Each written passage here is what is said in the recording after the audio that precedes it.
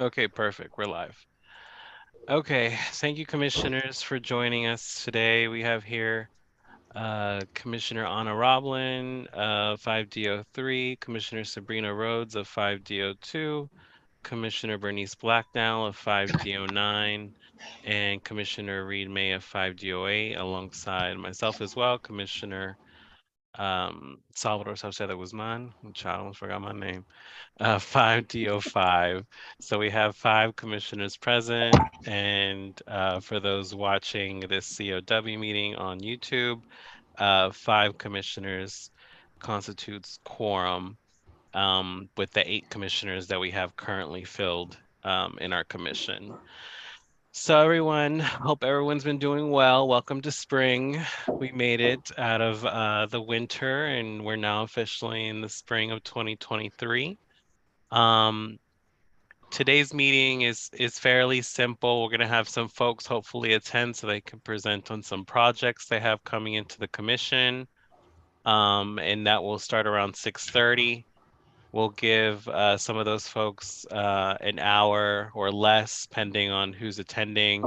I know on the shared agenda that I had with you all, shared with you all prior to today is starting off with old A&C business, then administrative business, then the special presentations, particularly some DDOT projects happening in 5DO1 and 5DO7,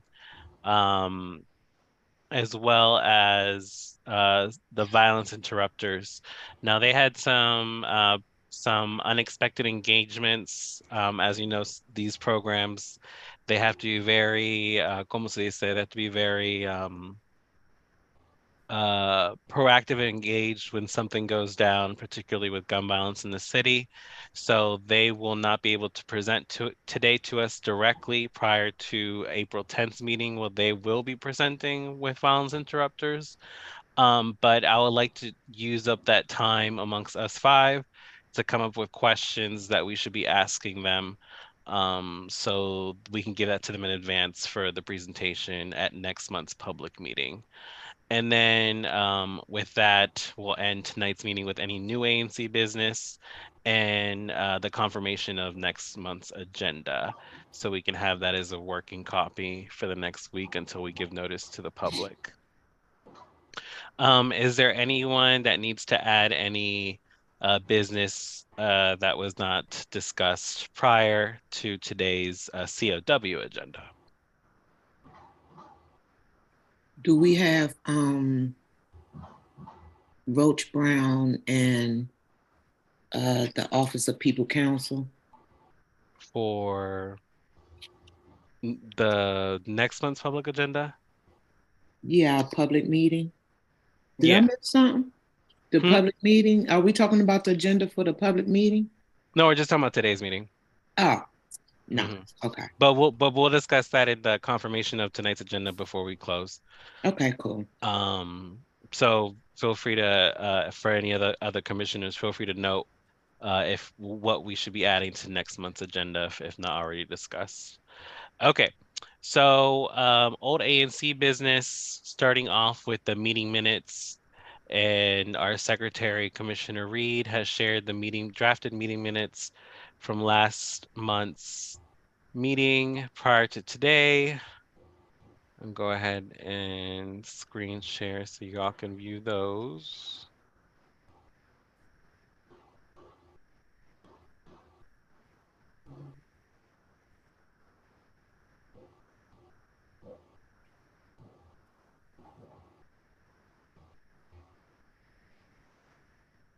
Can y'all see the meeting minutes? So just following up with what we talked about, what we discussed at last month's meeting, we did our general standard order of welcome and reports. Um, we did adjust the agenda a little bit last month in regards to some of the BZA cases that were added and removed and pushed to later dates. Um, Today at today's COW meeting, we should be having Union Market directly present to us as commissioners for their PUD that they have. So I told him that 6:30 is that hour that we're gonna have folks present. And like I said, since the violence interrupters are not presenting today, we'll have some extra time to speak to the Union Market folks regarding their PUD. Um, Other than that, as of last month, we had an opening balance of 28,718.46, and the expenditures were $1,900. Um, my understanding that those included some of the utility bills at the center, at our community center, at our ANC Community Center at 371 Moore Street, and other costs that we had in reference to some of the correspondence platforms that we have. Everyone did their commissioner's report. Um, Nothing out of the ordinary there. Um, and we had Captain Merrill attend yet last month's meeting on behalf of MPD. Shared some of the stats there. I have spoken to the commander since last month's meeting. I spoke to him last week at our Citizens Advisory Council meeting for the 5th District. So commissioners are aware they are focused and being a little bit more proactive in terms of people congregating in large groups, particularly groups that are disrupting the neighborhood. It's one thing to have like a little barbecue and people are just playing music, but it's another thing where you have like large groups that are disrupting traffic. If you can't walk through the sidewalk, that technically is disrupting traffic. If cars can't get through a certain block, that's disrupting traffic. And what MPD's focus on handling those type of issues is just making citations for public drinking and public consumption of cannabis or any other drugs that they can make citations for. The commander has stated that he's not cracking down on this, but they're taking that approach when it comes to large groups. There's no anti-loitering laws in DC, as many of y'all know, but in terms of some of these small little parties, these small little block get-togethers that you might start seeing now that the warmer weather is approaching, that's the approach that they'll take. But they said they're going to be very conscious and fair in terms of how they approach it. So if your SMD is prone to having these kind of folks, or like just residents, well, not really residents, because apparently, according to MPD, a lot of them are from out of state, from out of the district. So if you have these kind of situations occur a lot, feel free to reach out to the commander. They'll be able to assist and address these particularly. They're just, being a little more harder than what they were in the past in terms of the large groups. Past certain hours of the night, having social gatherings.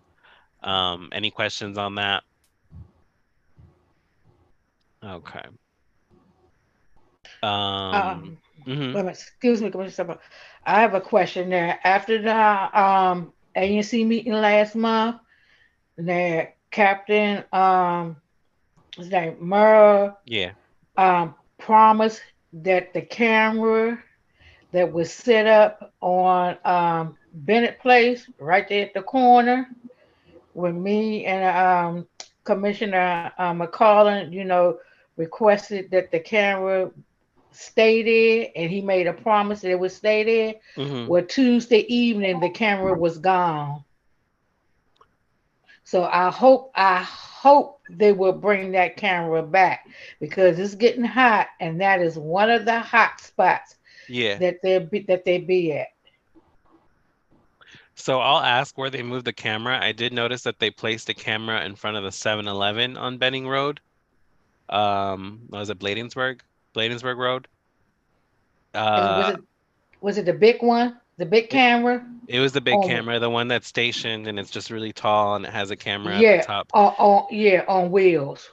And most likely it would be the same one because they don't have a lot of those at all. And I know for a fact Commissioner Henderson technically has that. part of her single member district, and she's been actively asking for those requests. So I'll ask the commander if I meet up with him prior to our meeting, what's the length of time that we kind of keep these this equipment, this technology at a certain spot, because they don't last too long at the specific locations they're planted at. But I understand your concern. I'm sorry. I'm not checking the Zoom. It says 2 people waiting. Um,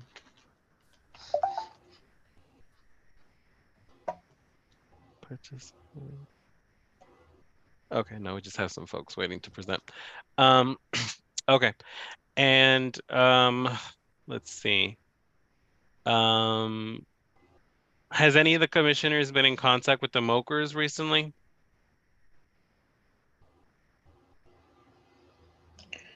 No, since they said that they was gonna do the walkthrough starting down there on 19th and Bennett Road at the Food 7.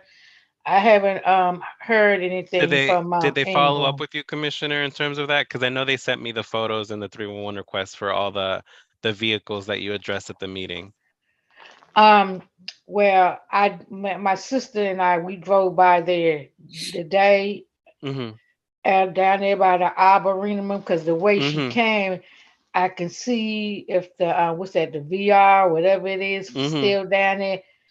And so far, it was gone, but nobody, hadn't sent me an email Okay. updated on anything. But I've been talking to Oliver. Okay. Me and Oliver, sometimes we talk twice a week, so I may Okay. give him a call Okay. to see what was what, because I didn't see anything down there Okay. today. And also the inspector, um, the contract inspectors are supposed to come out on the 3rd to investigate the illegal construction work and everything that's going on at 2213 M Street. Gotcha. Okay. There's a So, lot of illegal construction going on, and Mhm. I reached out to the council member's office about illegal construction going on. Not in our commission, but in Brentwood, like, and they don't have an after hours permit. So, yeah, I'm waiting to hear back from the council member's office just about. It's just a lot of illegal construction going on all over the city, and mm-hmm. do we have enough inspectors, or are the inspectors going on the sites? What's happening here with all this? Because if we don't say anything, what's gonna get done?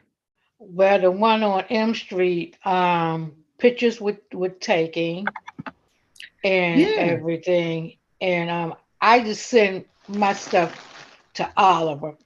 Anything that goes on my area, the Mm, constituents send me pictures and everything. I just send it to Oliver, and he normally take care of it and email me back. Now, just like I said, the problem with M Street, the constituent did take pictures, mm, send them to Oliver, and Oliver sent me the pictures. So the inspector's supposed to be out there sometime on Monday, and they're Okay. going to send the information to Oliver, and Oliver's going to forward to me. Okay. But I don't think that's it's enough good. inspectors. It can't I be. really, yeah, I really don't think it's Um, enough inspectors. from my understanding that the quality of the inspections, the quality of the inspections being done at these sites are not at, I guess, at the community's standard, where, you know, the concerns or the requests for inspections are coming from people that live on the block, Mm, and folks that are doing the inspections are not conscious enough of certain things, and they kind of just jump in and jump out of the site. So these are concerns that we can address further to the council member's office at next month's meeting. I know Commissioner McCollum, I think he's on the Zoom now, but I know Commissioner McCollum has been pretty animate to get some of the illegal construction matters addressed properly by some folks. So, Commissioner, if you want to touch on that, that's we were just discussing some of the illegal construction issues across the commission. All right. Yes. Thank you. Good evening, everyone. Thanks for starting and letting me jump up in here late. I'm literally just getting from the office, getting in the house. So I do apologize.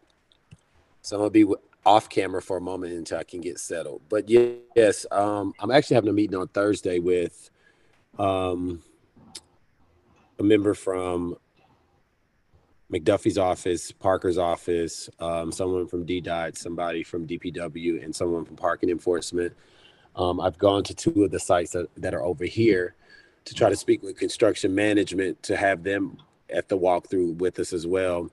And then DOB, there's one person from DOB. Here for us, I've had 3 residential connected row houses that have almost undergone complete renovations and have had no permitting done. And so I have been able to, neighbors have been diligent about like reaching out to me, letting me know. And so I have been able to get, now we're up to 3 stop work orders. But the alleyways and also the parking over here is becoming notorious as well, especially if any of you have been down by 17th Street and H, where the new big building, the large building is. It's just very, very dangerous when you're turning on the street there because the construction site employees are parking all the way up to the stop sign. So we're going to do a full on just walkthrough. And I know we're talking about like inspections and all that, but I can attest that when they are doing these inspections, I've actually been out there and seen it where they just kind of just walking, standing up, looking. And if they don't really see much, they're not going to do much. I've asked them each time that they come over in our area, if they would please call me and let me know, because I'd like to meet them. I'd like to be on location when they do it. And so a couple of times I've gone and I had to point out certain things for them, and I'm certainly not certified to be an inspector. And so I think that it's doing a disservice to our residents when they're sending people out who are not properly inspecting the properties. So I agree with all of that. I'm on board for it. And anything that I can do, let me know. I will. And anyone that's available that'd be interested in coming and walk through with us on Thursday, it's just a good opportunity to meet some of those folks. So if you need them over in your single letter district, you can have them as well. So we're going to do it Thursday at 8 a.m. And we're just going to meet at 1835 H Street. 1835 H Street. We're going to meet on the corner, and we're just going to walk for like 30 minutes and just look and see what's going on and where their particular offices can help. Okay. Commissioner McCollum, is the inspector coming? Inspector will be. Well, DOB did not tell me if they're sending the inspector. I've been dealing with Inspector Watkins. I don't know if he is assigned to my area over here, but they did not tell me who they have coming. They just told me that someone from DOB will be there. Well, there's an oversight hearing going on tomorrow with the office for Phil Mendelson's COW meeting for the oversight budget hearing for the Office of Zoning, Office of Planning, and Department of Buildings. And I need to add that to my testimony with the Department of Buildings about the lack of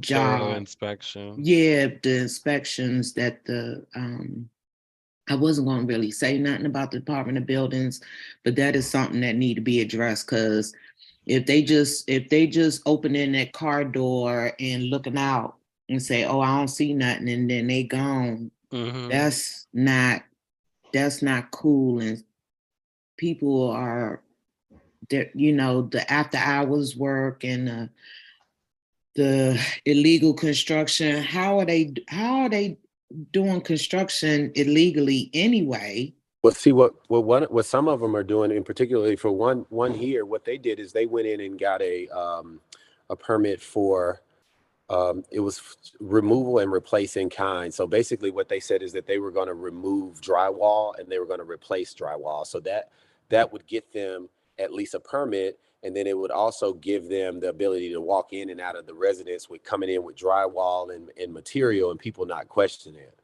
But then the flip side of it is, it seems to me that DOB is only coming around when there is an issue and when there's a problem. There doesn't seem to be any proactive approach to anything, to most of the services that are offered in the city.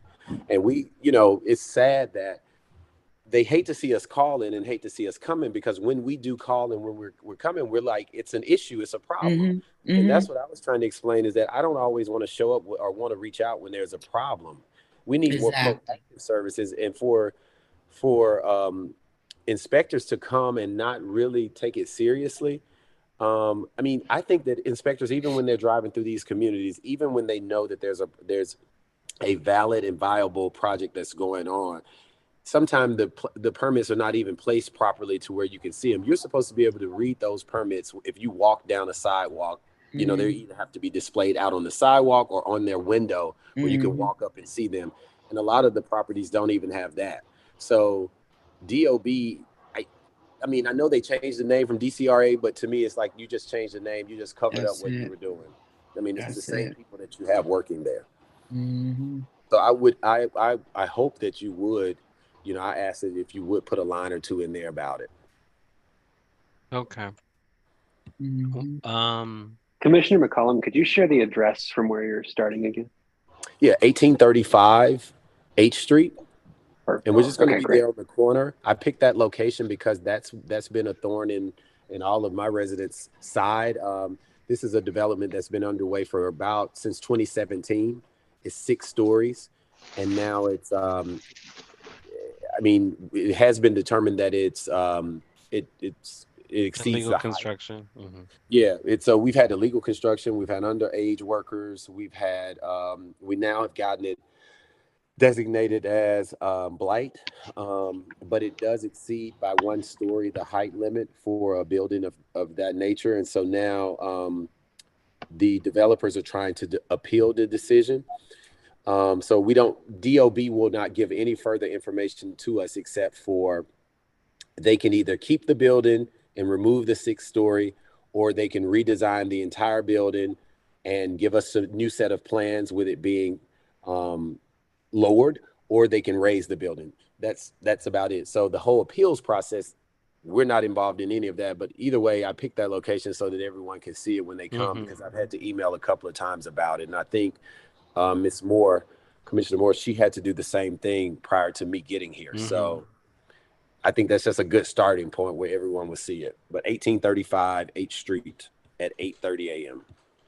Perfect. I think I know the building you're talking about, and it's definitely a blighted property. So appreciate all of your context there. That's very helpful. No problem. You said 8, and then you said 8:30. That was my bad. It's 8:30. We're gonna meet at 8:30. Okay. How long do you expect it to take?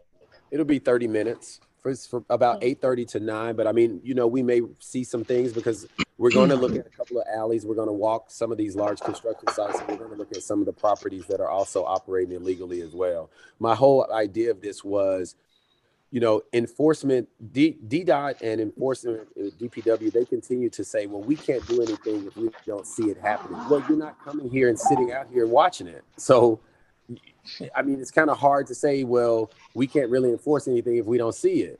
And even if you send them a video, they will say, well, we have to actually catch them doing it. So I'm like, well, we need you to come out here and see what we're seeing. And maybe you can have your people to be out here at that time of morning when rush hour is happening.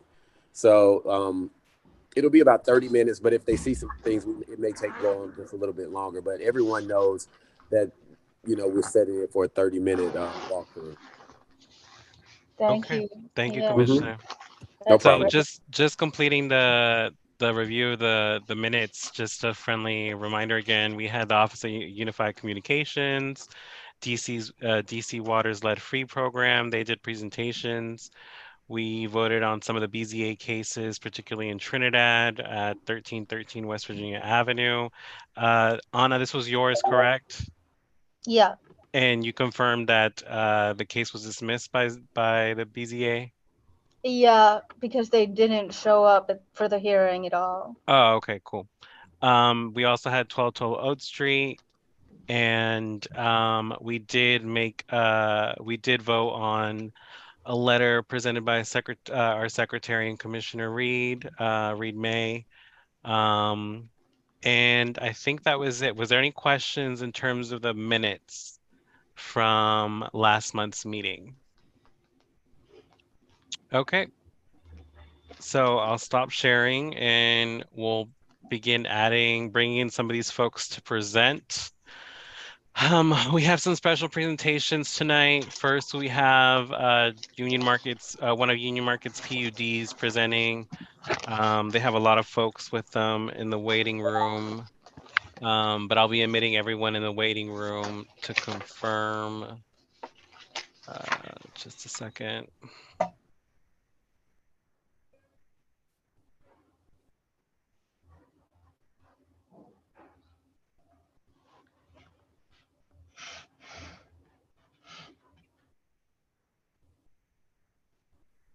Hi, Todd, are you there? Yes, hello. Hi, Todd. Just confirming who's attending with you today. We have a lot of folks that are presenting, so I just don't want to put the wrong folks out of the waiting room. Yep, it'll be me, Ronnie Gibbons, Elaine too, and Michael. Michael Nicholas. Yes, Michael Nicholas. And you said who was the third one? Ronnie Gibbons. And Hello. Yeah. Ronnie Gibbons, and you said one more, Elaine, or I think actually this is fine. You can just do myself and Ronnie and Michael. Okay, so you don't have anyone else in the waiting room? Well, Elaine too should be in the waiting room, but she's not presenting. Okay, I don't. Is she on an iPhone? Is the last name Tirani? I don't see Elaine or. If not, that's fine. Its last name is TU, but if not, that's fine. Okay. Okay. Okay, commissioners. So we have these folks presenting on a PUD project in Union Market. There you go. You should have share screen options, I believe. Do you have that, Todd, available? Yes. Okay, perfect. So go ahead and give us your presentation, and then we'll have some questions from the commissioners. This is the most intimate you're going to get with us. You all are also being live streamed to our YouTube page, as this is our working meeting for the commission. So we will be requesting you to present again to the public directly with a more concise presentation, not too long, just very direct and detailed, and allowing the public to ask questions at next month's meeting. So you can go ahead and start. Okay.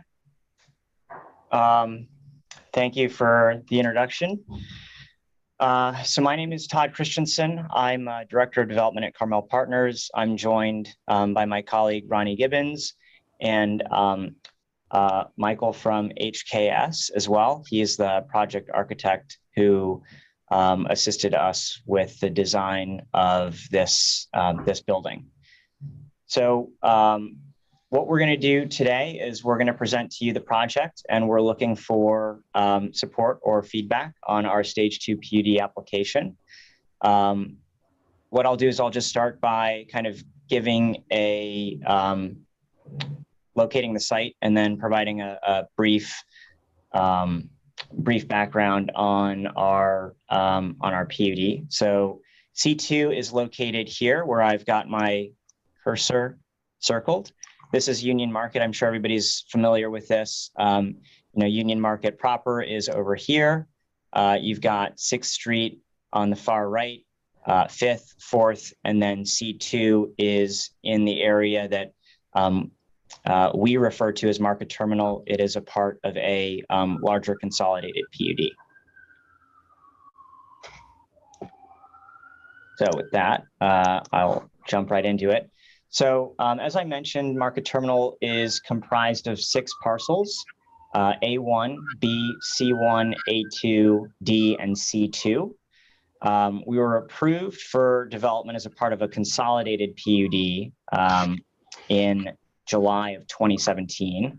At the time of the application, the development team that was working on this coordinated extensively with ANC 5D and Office of Planning on a series of public benefits in exchange for the development density that was approved that you guys can see here before you in this rendering. Some of the benefits that we negotiated with Office of Planning included 11% of the units being allocated as inclusionary zoning units, split 50-50 between 80% AMI and 50% AMI. Car sharing and bike sharing stations that are throughout this area. A public plaza that connects Florida Avenue to Market Terminal, which incorporates certain deaf space design principles. That includes loose furniture, which allows for orientation of the furniture so that the users can orient themselves directly facing the person that they're seated across. Curved steps and greater building setbacks for improved sightlines, as well as material variation between the streets and sidewalks, as well as terraced seating. We also established with Office of Planning that all of these buildings would be LEED Gold. And we also provided funding for the eventual traffic light, which is going to be at the intersection of 4th and Morse. So that funding was provided during the stage 1 PUD, as well as the creation of a bike lane in the alleyway between the Batley and our site. So just a quick background here. So in 2017, parcels A1, B, and C1, which are here on the screen, so the gray buildings on the right, they received full PUD approval, while the three buildings on the left, A2, D, and C2, received stage 1 PUD approval. The intention of a stage 1 approval is to establish a framework for building density, use, and community benefits while leaving the design elements undefined. This allows parcels in a multi-phase development similar to this one here, which could span many years. This was approved back in 2017, and here we are in 2023, just now submitting for C2. This allows for those parcels in the later phase of a multi-phase development to allow those designs to be designed closer to the actual date of construction and development. So parcels A1, which is this one right here, B over here, and C1 were constructed and completed in 2021, and A2, D, and C2's obviously we're submitting for PUD now, but parcels A2 and D are expected to be complete with construction this year. So parcel C2 is the final parcel to be developed in this Market Terminal campus plan, and its stage 2 PUD application was submitted in February last month. Some of the project details. So this is 232 unit rental apartments with 13 stories plus a penthouse. 12% of those will be studios, 58% will be 1 bedrooms, 21% will be 2 bedrooms, and 8% will be 3 bedrooms. Of that, 11% will be inclusionary zoning, that's 26 units, and that will be split 50-50 between 60% AMI and 50% AMI. I will point out that the inclusionary zoning affordability levels that we're offering here are deeper than what was originally established with the Office of Planning during the stage 1 consolidated PUD. Stage 1 consolidated PUD was split 50-50 between 80% AMI and 50% AMI. We will be providing approximately 5,000 square feet of retail, something that we had presented last time to the smaller ANC, which we are no longer considering is converting that 5,000 square feet of retail to townhomes. We determined internally that that retail would be the better use for this particular parcel. And another thing that we discussed at the last ANC presentation was adding roughly 50 additional parking spaces. We discussed that with DDOT and Office of Planning and received positive feedback from both. So we are going to be moving forward with presenting, adding 50 more parking spaces, which works out to about 150 parking spaces. So that's kind of a brief description and overview of the PUD and what we're going to be presenting. With that, I will hand it over to Michael, the project architect, to talk a little bit more about the design of the project. Thank you, Todd. And thank you all for giving us a little bit of your time tonight to share with you the project we're talking about. We have several exhibits to share with you that describe both the sort of the planning and configuration of the building, as well as a few exterior views like this one to give you a sense of the character of the building and its how it kind of fits within the surrounding neighborhood. So this is a view looking kind of from a street level perspective, looking somewhat south. You can see the building we're talking about in the center of this view, the surrounding buildings all around our project being the ones that Todd described earlier. The character of the building is what I would call a very modern building, a building, I think, inspired by the history of the neighborhood, while it's still sort of a forward-looking design. The character of the building is defined through a couple of features. The first one is the introduction of a pretty significant amount of glass on the facade. That allows for a significant amount of daylight to reach each of the apartment units inside the building. Daylighting is an important aspect of a design from a health and wellness perspective. In addition to that, you can see a pattern of balconies along these two primary facades that give the building its character as well. The balconies we also see contributing to a health and wellness strategy for the residents of the building, giving them access to light and fresh air in a way that a lot of apartment buildings often don't do. So those are really the things that define the character of the architecture. You can see a reference to ground floor retail a little bit at the bottom of the image that Todd mentioned earlier. Todd, let's skip ahead here. We have I'm going to open up a different file here, Michael, for you. Sure. Okay.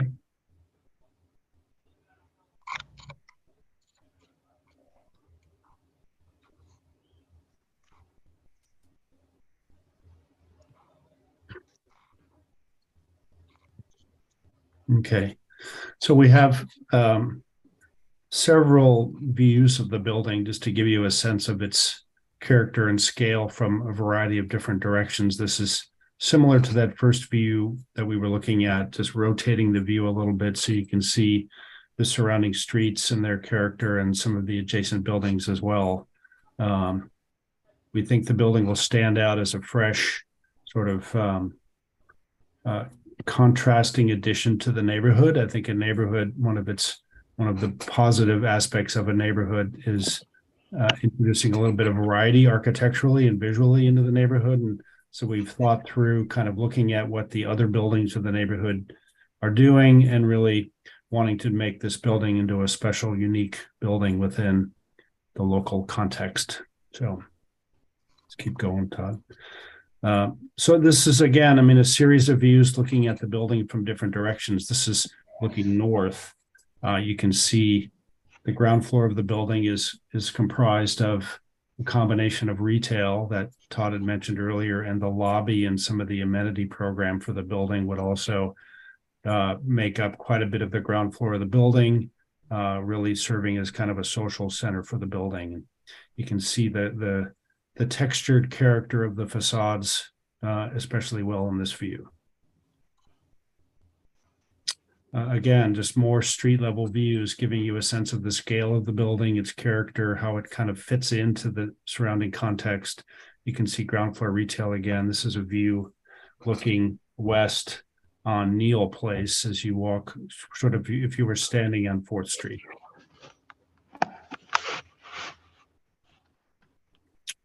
One more shot of the building looking a little bit more closely at the ground floor of the building. You can see storefront and lobby and retail frontage along the base of the building continuously along its 2 street-facing facades, and then the balcony character of the building above.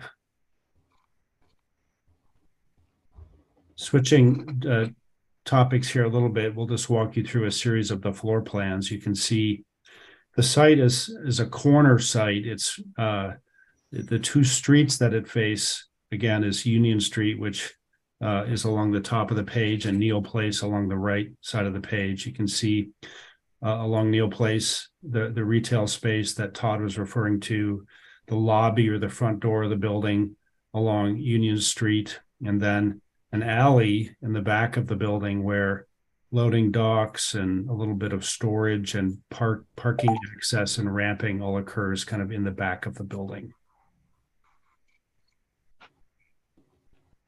This is a similar plan. It really just emphasizes the landscape, streetscape conditions around the edges of the building. You can see it'll be a tree-lined streets along the edge of the building with street trees and sidewalk that allows access to the retail storefront. This is an upper level floor of the building. It's sort of a C-shaped building in plan. You can see elevators and stairs and the different sizes of units that kind of wrap around the building, and even a hint of kind of where balconies occur kind of around the perimeter. We're working our way up the building. So we've gone from ground floor up toward the top of the building. So this is the penthouse level of the building. At the top of the building, there's a little bit of interior amenity space as well as a nice amount of exterior amenity space that's comprised of a rooftop pool and a series of other outdoor amenity seating areas at the roof of the building, and a little bit of green roof you can see here as well. This is a similar image of the penthouse level of the building, and again, emphasizing what you see at the top of the building from a green roof or landscape perspective. So you can see hardscape, the pool, a pool seating area in the upper right part of the plan.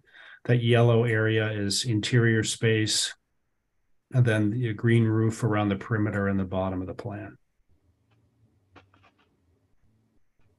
So that is a very quick, high-level summary of the building and how it's organized and its character and what it looks like. So with that, I think I give the floor back to I don't know, questions and answer, Q&A questions anybody has about the project itself, either for Todd or for me. So in terms of this application, Todd, what are the main modifications that you guys are trying to get approved?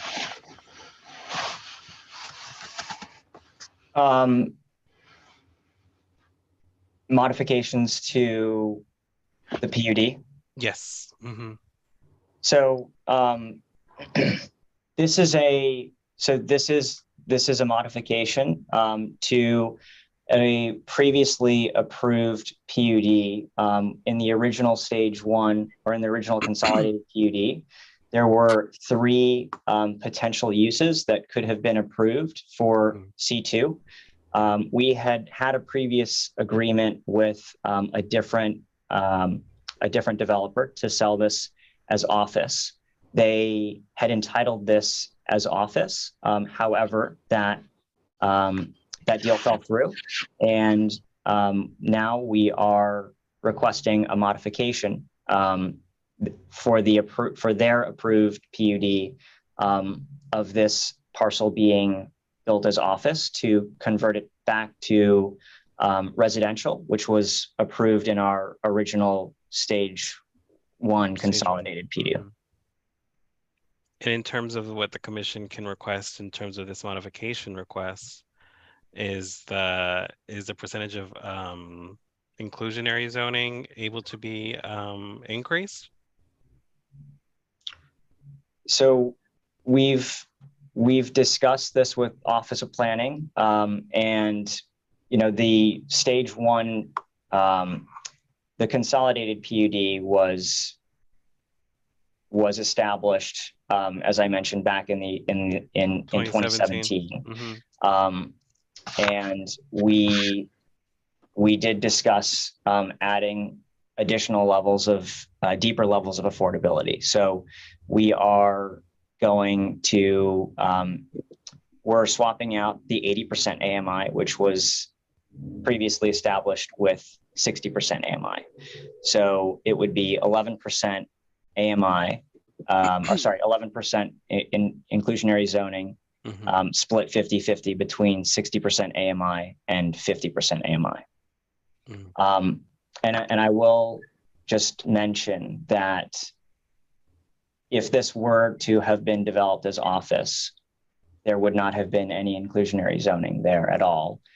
So this is 26 more inclusionary zoning units than would have been developed if this had been built as office. Mm-hmm. And prior to the acquisition of Market Terminal, this entire area was industrial.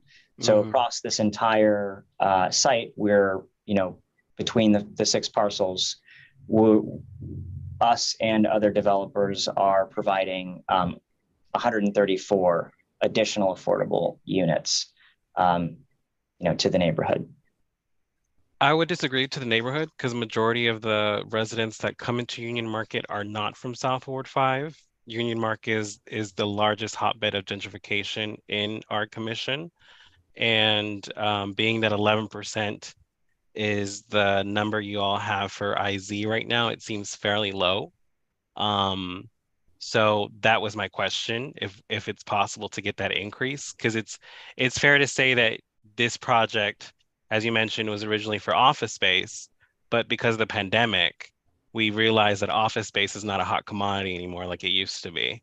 So we're blessed and highly favored in the opportunity to get, some housing, but is it really going to the neighborhood, So knowing that we live as commissioners, we live in the reality of those that live in our neighborhood and the residents. I recognize that Union Market's composed the majority of folks that have only been in the district for a few months. The rest of us on the rest of the on the rest of the side of the ward, we have folks that have been here for generations, and we recognize that Union Market is getting a fair amount of our resources, especially when it comes to MPD. So I'll address that question again at the public meeting if that can be increased, and if it's a no, then it's a no. I mean, we're not gonna argue about that, but that's at least where I come from on that issue. Now I noticed that you referenced that you're trying to make it look like the rest of the neighborhood. I didn't see too much color in this project. Was there a reason for that, or is it just because it's a lot of it's just a glass facade? Todd, if it's all right, I'll take a crack Yeah, at go ahead. This image really, in a way, just shows you the varying character of the different buildings in the neighborhood. We didn't introduce color in a very splashy way into the building, if that's what you mean. Mm-hmm. We did very intentionally try to give the building its own character and identity. So the building beyond there to the left is a brick and glass building. The building in the foreground to the left is a very sort of smooth glass building, as is the building to the right. And so giving the building a lot of texture through metal panel and glass, and the balconies is kind of what we sought to give the building its unique character and identity. I think we're a little cautious around introducing a whole lot of bright color because it's always something that somehow becomes dated fairly quickly. We like the building to take on a more timeless character than that.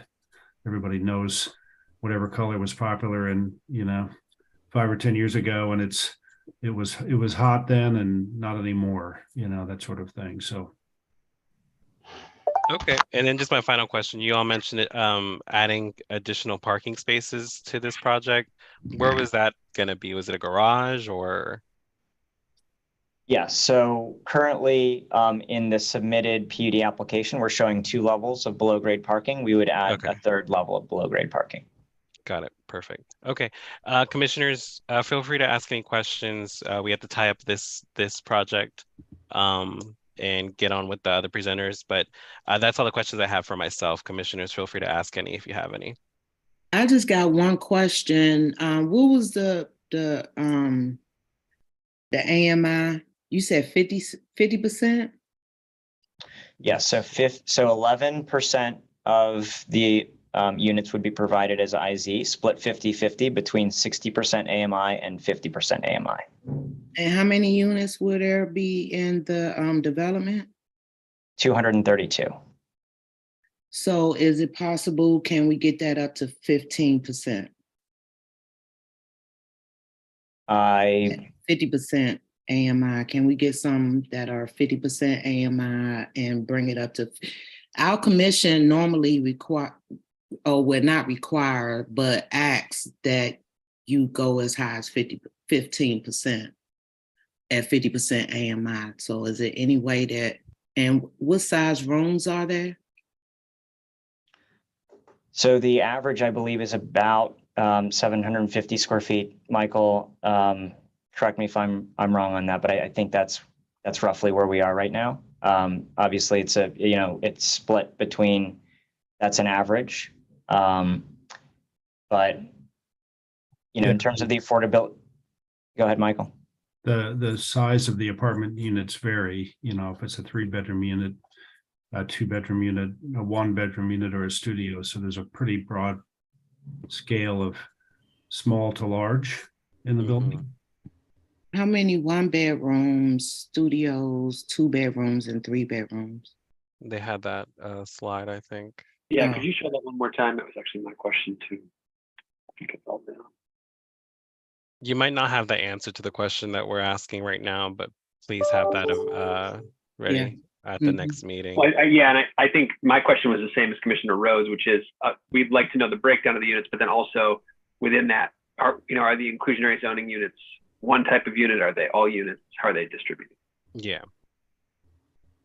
Yeah. So so the inclusionary zoning regulation requires that they are proportionately distributed across the building.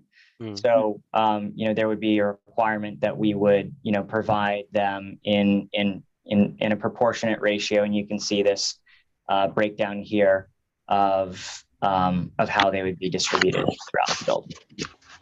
Got it. Okay.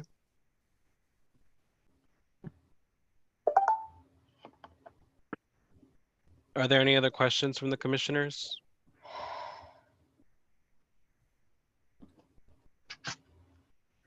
Can we get a copy of these, please? Yes, absolutely. I will. I'll send you, Commissioner Guzman. Yeah, should Todd, I? you can send it to me and I'll send it to the commission. Okay. For just a friendly reminder for next month's meeting, if you can have something a little bit more concise. The residents usually ask questions. Our constituents typically ask questions on, I guess, just the time frame of when this project will start and end, the effect on traffic, this side in particular, just the unit matrix information, the IZ chart. And other than that, commissioners, is there anything else they should be touching for next month, just to ensure it gets discussed? Nope. Okay.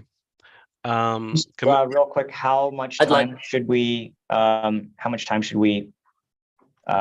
for?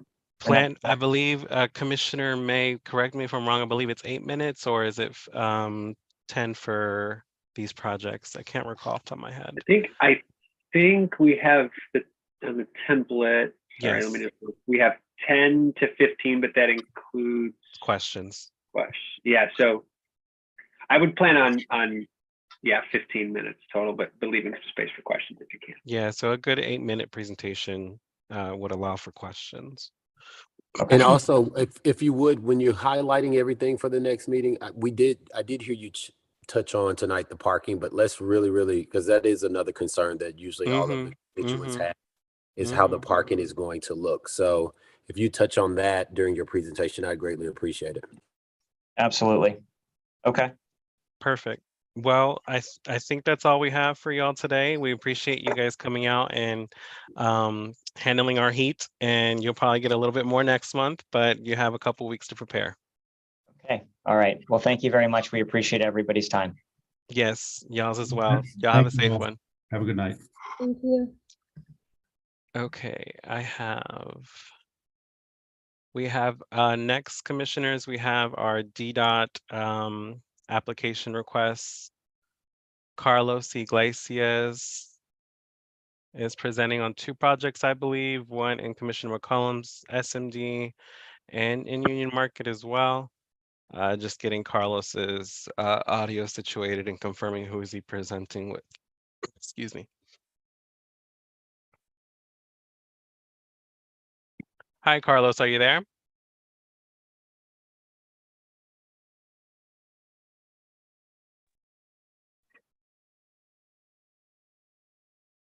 Hello. Hey, Carlos, how are Hello, you? commissioners. I'm doing well, Commissioner Guzman. How are you? Is there anyone else joining you today?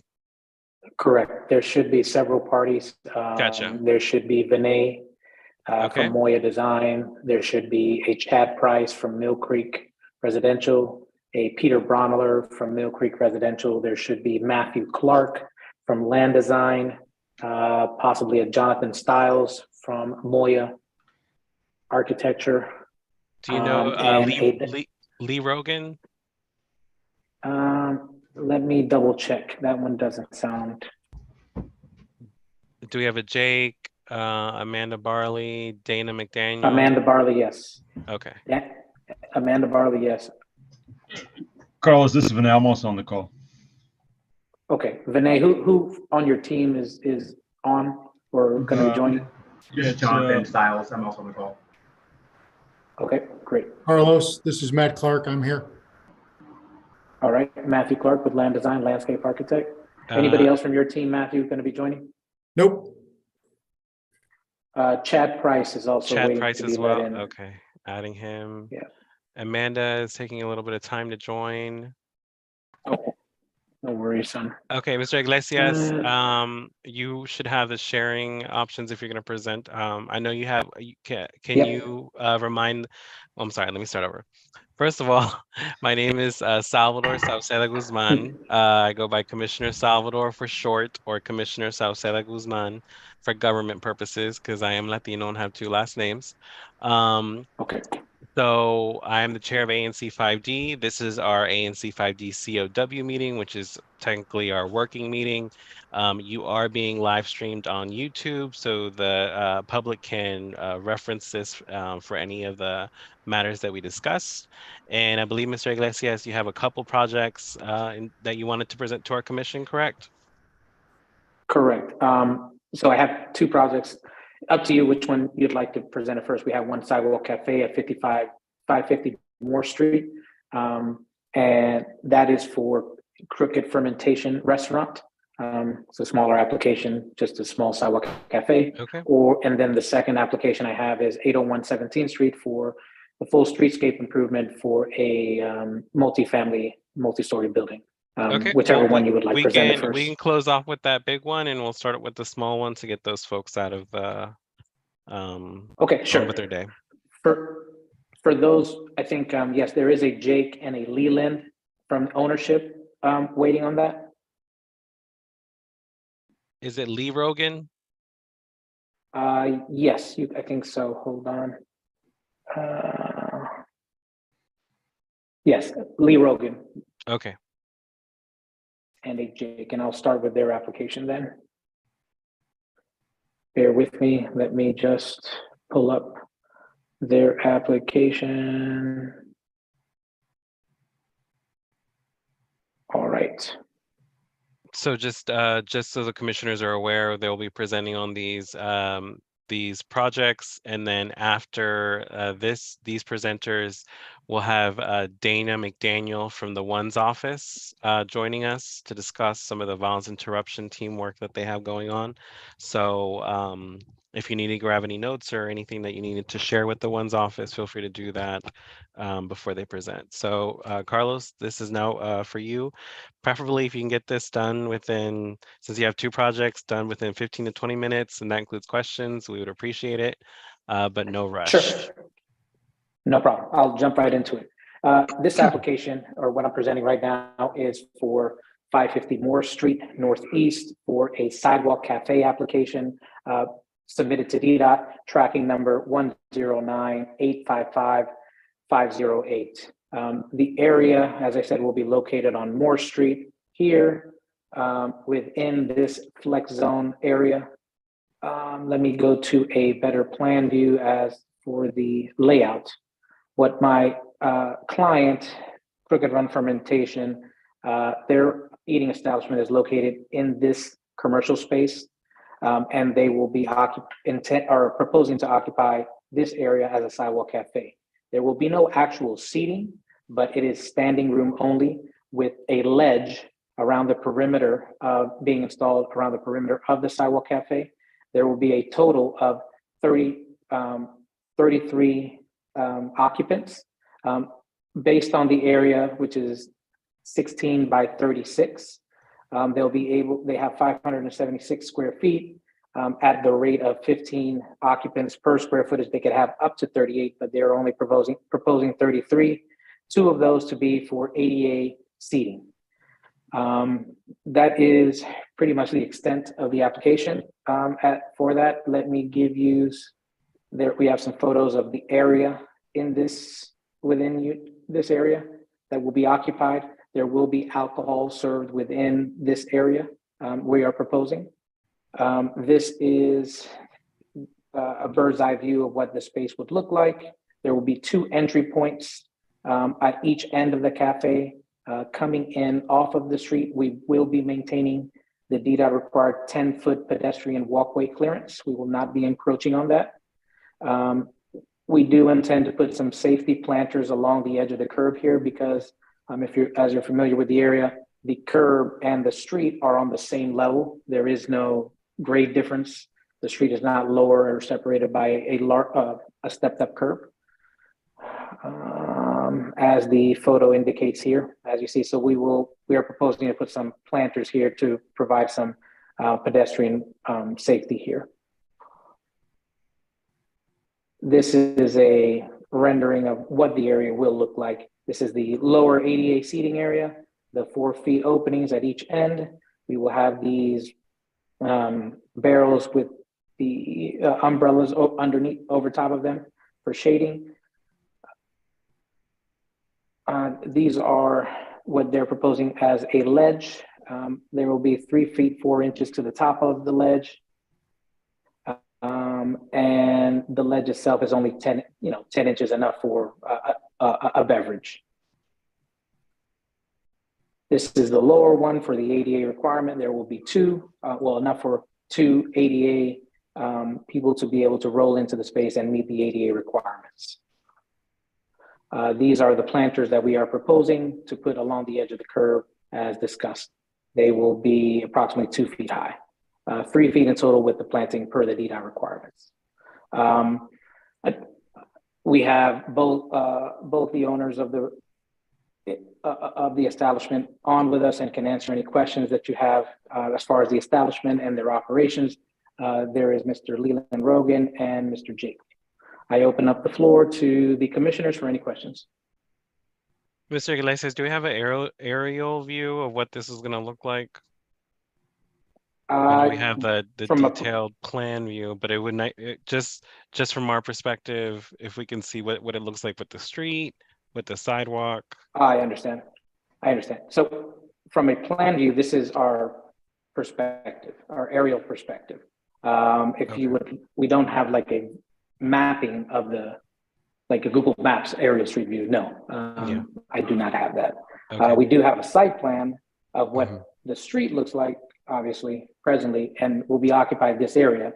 The next plan, obviously, is what kind of goes into detail about our seating plan, but we will not be encroaching into the public right of way, and we'll be using the designated area that was previously designed during the development of this Okay. building here. Okay. I think you iterated that you would not be encroaching on that sidewalk for people and pedestrians to use. Some of the main concerns in Union Market are that it's not handicap friendly, that a lot of these side cafes, sidewalk cafes are making it harder for folks with wheelchairs.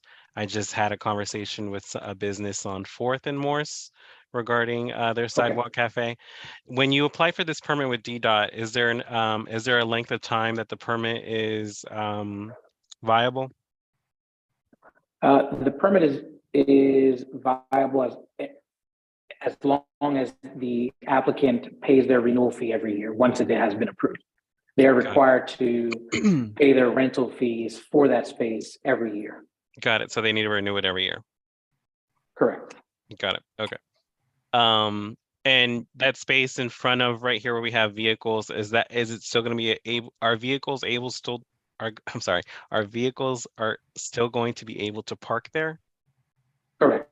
The planters will be located behind the curb here, to give separation between and safety between the parking and the sidewalk cafe. But yes, okay, but the planters are not technically to section off parking. Correct. They will not impede in the parking in any way. They will be located within this decking area. Got it. And have y'all been in contact with the building that where residents live in terms of this block? Correct. Yes, and I can let the owners Jake speak. or yes, correct to that. They do have a lease for this space from the property owners of this building. Jake or Leland, if you want to talk. Certainly. Good evening, commissioners. My name is Leland Rogan, co-owner of Crooked Run. We are currently leasing from Elcor, the building property management in the space. We've done a happy hour with the residents where we're able to meet with them directly, talk to them about what we had to offer and the plans that we have for the space and events and things like that. As you're aware, the Moore Street, along specifically the area that we're in, we are the first retail space in that building. So the tenants are very excited to be able to have a fun, exciting place to come down, have a quick drink, meet their friends, have some pizza, and the outdoor space. They're really looking forward to being able to be out there, have a beer with their friends, have their dogs, and just enjoy the upcoming warm weather. Thank you. And sir, do you know the time frame of when this is going to be open? We have concerns with a bar already on this specific block with residents of that building that you have been in contact with, that their customers get too rowdy. And if this space is primarily for liquor, I'm not too sure it's going to be any different. So what do you say about that? Yes. So our name is Crooked Run Fermentation. We specialize in fermentation for beer, wine, cider, and seltzer. So low ABV in comparison to liquor. And the crowd that we have in the space, it's more of a restaurant type vibe, brew pub, where it's a lot more casual. People are there to hang out and have a beer or two, not to party too hard. Per our lease, we are limited to noise constraints in the space. We're not allowed to have outdoor music. And I would have to double check, but I know that the hours are limited to how long we can operate in that space. I can jump in there and add a little bit more. My name is Jake. I'm also one of those of Crooked Run. I couldn't join the meeting until recently, but breweries are a lot different than bars. You're much more likely to see a stroller at our place than anyone who's overly intoxicated. And as Lee mentioned, we're required to be closed by midnight. Okay. And there may be some additional. We'd have to check the lease, but I think there's something in there about being having the outdoor seating closed even earlier. So, I don't think it's too much to worry about. It's just a very different atmosphere than, somewhere like, any other bar that serves liquor, but last call or something like that. Mm-hmm. Okay, good. As long as we get that in writing and you guys are saying it, we have to have these conversations because those are the first phone calls we get when we get either noise complaints and they associate it to any form of alcohol. So if we'll give you a few minutes to 8 to 10 minutes to present at our next meeting so we can vote on whether to support your project. I mean, from my standpoint, I don't see no issues here, but these are the details that we request so the community is just aware and they're properly informed. I have a question. Do you all get deliveries? And if so, how are they being made if they're not being made in the front? I know some businesses that was complaining about getting deliveries, and like when you make the sidewalk bigger, it'll prevent forklifts and all of different types of deliveries for the neighboring businesses. So will the planner and the sidewalks prevent any deliveries being made? Or cause any traffic issues? No, they will not. The space on Moore Street, it's very popular, so none of the delivery trucks. First of all, there is a loading dock right adjacent. Carlos has a photo here, and you can see kind of in the center the text that is, yes, there we go, the white text that is up above there. This is a loading dock. I believe it's potentially a future alley, but delivery trucks pull in there. And then there is a loading dock in the back of the space that provides them access. Okay. My final question is safety. What are you guys doing in terms of keeping this space safe? Absolutely. So as part of ABRA requirements, all bartenders are trained in tips training for not over serving. Again, our beverages that we provide have a lower ABV in comparison to liquor. So being able to monitor customers will be easier in tracking their consumption, which usually tends to lead to behavioral issues. Do you I'm sorry, I don't want to cut you off, but I just want to make sure we're using your time wisely. Do you have security at your establishment? Do you have a security detail? We've had a fair amount of robberies on Morse and a shooting, maybe 50 feet away from y'all in the last couple months. So being that you're going to be having a space that's wide open, what are you doing to ensure that your folks are being safe? You might not have the answer to this question right now, but I'll ask it again next month at the meeting. Certainly. So we do have plans for adding security guards during the peak times when it is busier. Regarding shootings and things that we could do, I do not have an answer for you at this time. Okay. I'd be more than happy to hear if anyone has a good way to prevent that. But we can certainly mull that over and have the next meeting. I would just recommend reaching out to the Office of Nightlife. They have some good programs and trainings for employees that kind of work in these venues and spaces, just so they're a little bit more educated or proactive in terms of how they can respond to certain matters. But that's just a concern just because we've seen an uptick in violence specifically on Morse. So we just don't want to, add in more folks into that fire if we're not taking care of it the best. But commissioners, are there any questions for this project? I have one. I wanted to ask regarding the planters that you're installing. Are they adequate in terms of their size or the weight Design. to actually protect patio customers from vehicles that might, let's say, I guess what I'm trying to ask is, let's say a well-intentioned driver's parking and bumps a planter. Are they going to be, adequate to sort of offer some degree of protection, since, like you said, there's no curb there? Yes, so the planters will be made out of steel. They will be weighted at the bottom and then filled with obviously dirt. The weight of the deck can only allow up to 100 pounds per square foot, and we will be reaching that capacity as much as possible. So they will weigh several hundred pounds. The addition to these drink rails will be bolted down into the decking, and then there is a horizontal rail along the back as well that connects between all of the posts that is welded 2-inch tube steel.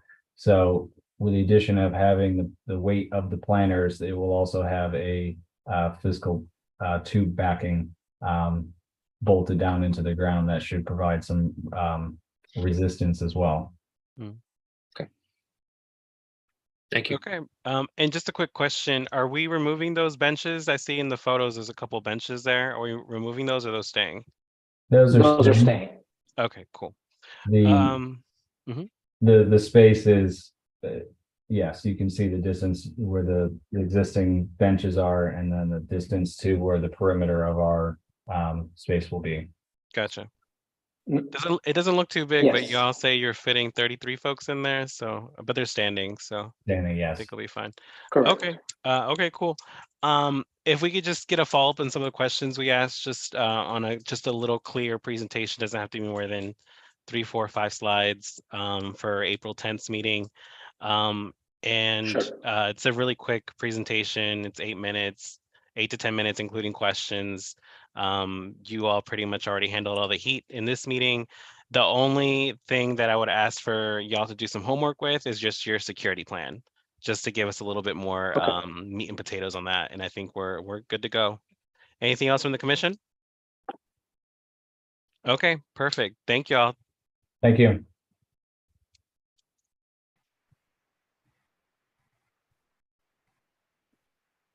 Okay, I will segue into our next application, Commissioner, if that's all right. Go ahead. Commissioner McCollum, are you still All right. on the meeting? Just want to make sure I want to give more opportunity for you to speak on this, since it's in your single member district. Yep, I'm here. Perfect. Thank you. Okay, let me go and just introduce the team members. My name is Carlos Iglesias with JMI Developers. I am the development consultant processing this application through DDOT. This application is 414968 for streetscape improvements located at 801 17th Street, located within the block range of I Street, 17th Street, and H Street Northeast. I'll let the other members of my team introduce themselves. Sure. This is Vinay Ganeshan from Moya Design Partners. We're the architects. And Jonathan. Hi, good evening, everyone. I am Jonathan Stiles, also with Moya Design Partners as well. Good afternoon. This is Matt Clark. I'm with Land Design. As Carlos said, we're the landscape architects working with the team on this. And I'll close it out. This is Chad Price with Mill Creek Residential, the developer here. Okay, thank you for everyone introducing themselves. This application, as I said, is for the streetscape improvements. Excuse me for just one second, Carlos. Carlos, did you have a presentation up? Because it's like it's frozen. I'm sorry. Yeah, it's frozen on my end. I wanted to make sure. Yeah, we're in some parallel universe, Carlos. Give me 1 second. Let me try again. Share screen. Bear with me.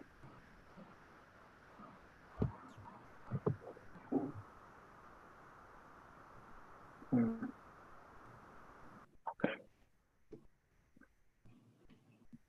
Here we go. Thank you. All right. As I said, sorry about that. This application is for the streetscape improvements located within 801 17th Street, which affront I Street, 17th Street, and H Street, as well as a rear alley. The project involves this application, again, specifically only for the DDOT streetscape improvements that are in conjunction with the development of the site into a 7-story plus penthouse and 1 level of underground parking, 325 unit apartment house.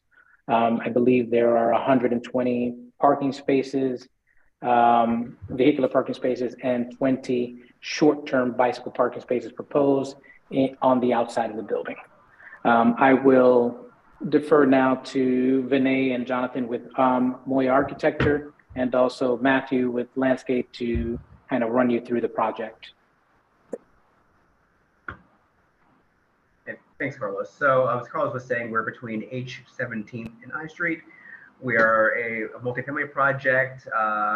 He also said, we have 8 levels above grade, including also a penthouse. We are wood over podium construction, 1 level of parking below grade, a total of about 325 units. Our average floor plate averages around 39,000 square feet. We have 120 parking spaces, 125 long-term parking, bike parking, as well as 20 short-term bike parking spaces as well. So just to kind of give you another overview, if Carlos, can you go to the first sheet? And I know this is basically public space. We did want to give you a sense of what the building looks like holistically. So this is our main entry at the corner of 17th and H. Next slide, please.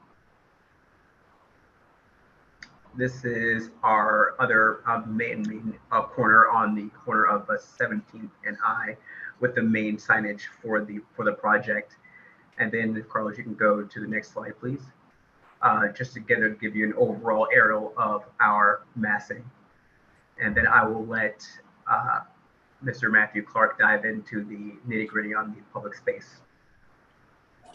Thanks, Jonathan. Yeah, perfect, Carlos. Again, my name is Matt Clark. I'm with Land Design. We're the landscape architects. I will just take you on a real quick tour around the site, kind of a street by street description, starting up on I Street. Along I Street, we have a tree lawn, 6-foot wide tree lawn. There's an 8-foot wide walk labeled as number 1 on the plan here. And then as you get closer to the building, we have a mix of both turf area and landscape kind of running along the main frontage. But as Carlos, I guess you're the pilot on this one. As we come to the corner of I and 17th Street, we have an entrance to the building there, as Jonathan noted. This will have both a sidewalk entrance as well as steps, because one thing we do have on this site for sure is grade that comes around generally from I Street being the highest down to H Street being the lowest. So that's essentially one of the entrances at the intersection there. Proceeding down 17th Street, we also have tree lawn. You'll notice in this case, the trees are located inboard of the sidewalk, and that is because of an existing utility set up in that tree lawn there, specifically gas and electric lines that are taking that area up. One thing I did forget to mention that is at each entrance point, we will have bike parking spaces located kind of flanking each entrance, probably approximately 12 of the U-shaped city standard loops. Carlos, perhaps you could kind of keep scrolling down the screen. As we get down to H Street, this is really, I think, the primary entrance to the site. This will have a small entrance plaza. All of this, as Carlos said, is in public right-of-way. There'll be a small plaza accessing the building, 2 small benches flanking it for people that are waiting to get picked up, or Ubers, or whatever it may be. We're working with staff right now on the final location of those to ensure that we don't have any conflicts with other utility lines, gas lines, electric. There's a lot of things going through there, as you can imagine. And then continuing down along H Street, Again, it is the continuation of the sidewalk, the tree lawn. And again, we're working through staff, some commentary with them right now on some utilities in that area. And then inboard of the sidewalk really is the lawn and landscape. Landscape will be a mix of evergreens, a fair amount of grasses and things of that nature. But we want to keep them relatively low for good sight lines, but also to ground the building down to the site. And then, of course, not of course, but down on the bottom of H Street at the lowest point on the site, as Carlos is outlining right there, there's a small bioretention facility, essentially a bathtub, that will have landscape inside that, and that will be receiving water from the building itself.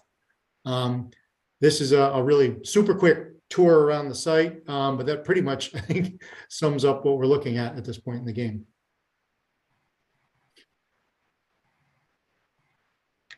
Happy to open the floor to any discussions and questions. Maybe zoom out a little, Carlos. Commissioner McCollum, you want to take the lead on the questions? Yep, I'll start out at least. Thank you, gentlemen, for coming and presenting today. So I am Commissioner McCollum. This is right in my single letter district. I have a question just right off. So before we jump real into a lot of this, what type of impact is this alley with the neighbors that back up to the alley with regards to, I guess, loading and unloading dock here? What type of impact or what would be the space here for these individuals who have homes there? Oh, Matt, can I answer that for a minute? Yep, please.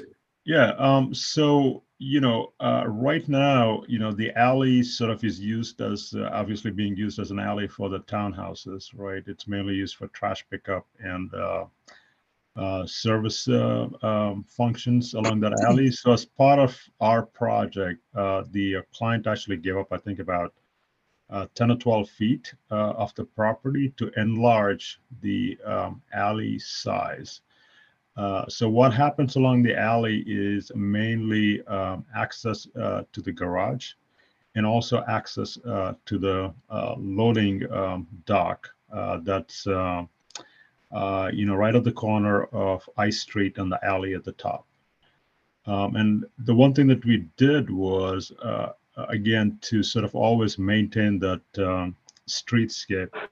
On that side also, we have areaways so that it doesn't look and feel like a service zone. And if you can take a look at, I don't know if you can tell from that from our 3D that we have, I don't think we stress that side, but that looks just, we've taken quite a bit of care to make sure that that particular facade is also, I think it's on the other side. Mm-hmm. That particular facade is also broken up so that it doesn't, overwhelm that alley and that, on that side of the site. Mm-hmm. And while we were talking about parking and alleys, deliveries and just quick drop-offs, pickups, Ubers, Lyfts, all of that, is there any dedication to like a pull-off on the side, maybe H Street and 17th or H and I? I'm sorry, 17th and I. Is there any thought to where individuals will actually get in and out of Ubers, pull-offs, deliveries, and all of those? Yeah, I think Chad, if you can zoom in. So right now, just because of the way the site is and just because of, what parking we have, we do have two main entrances, one at the corner of I Street and then the other on 17th and H. 17th and H is the main symbolic entrance. We do have a secondary entrance on I Street. Matt, do we have parking along 8th Street for parking at all, or I can't remember? I don't believe at this point that there is dedicated like drop-off parking, which I think is what you were asking about. Mm-hmm. Obviously, there's existing parallel and so forth, but I don't have the answer to that right away. My inclination is no at this point. No. Yeah, I would. Sure. Go ahead.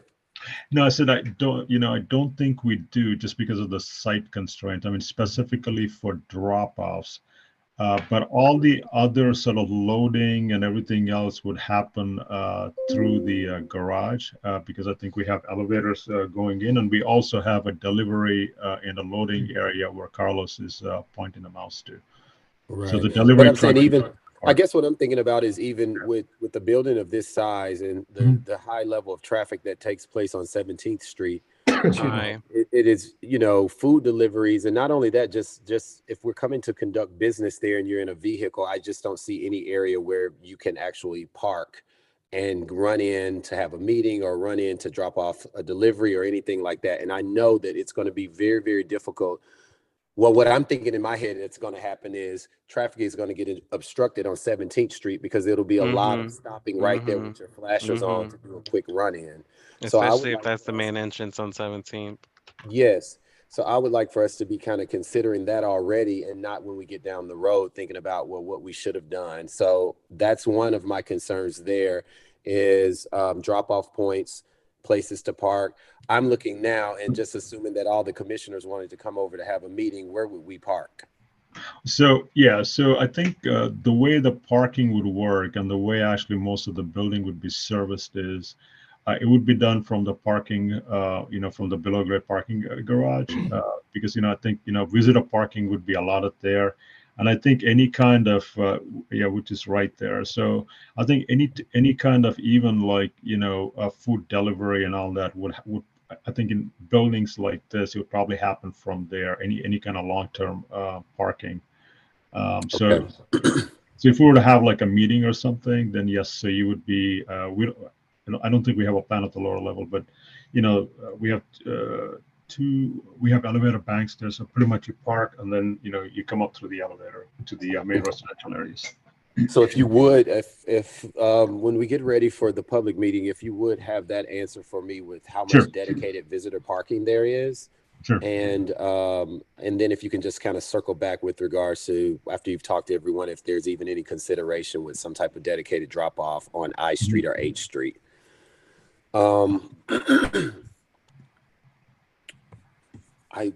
Can we go back to the slide that, so this building has no commercial. This is 100% residential.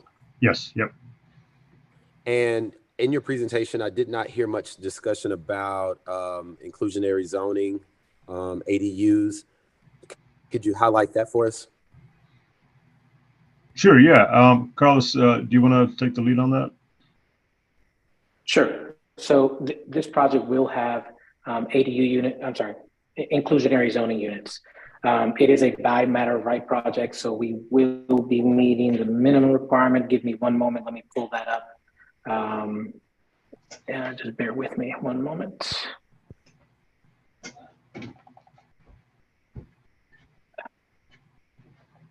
Just one moment. There will be a total of 34 units provided within the building with approximately, I'll tell you the amount of square footage.